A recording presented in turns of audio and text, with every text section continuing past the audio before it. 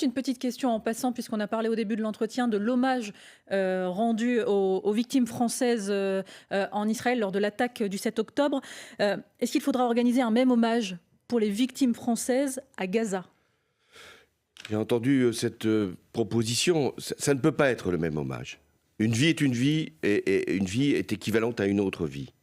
Mais il y a les victimes du terrorisme et les victimes de guerre.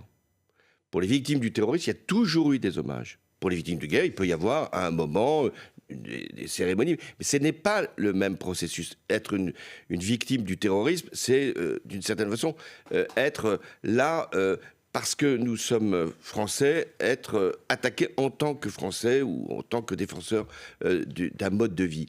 Une victime collatérale, vous êtes dans une guerre, vous êtes victime collatérale, il y en a Même si certains considèrent que l'ampleur de l'offensive israélienne est illégitime?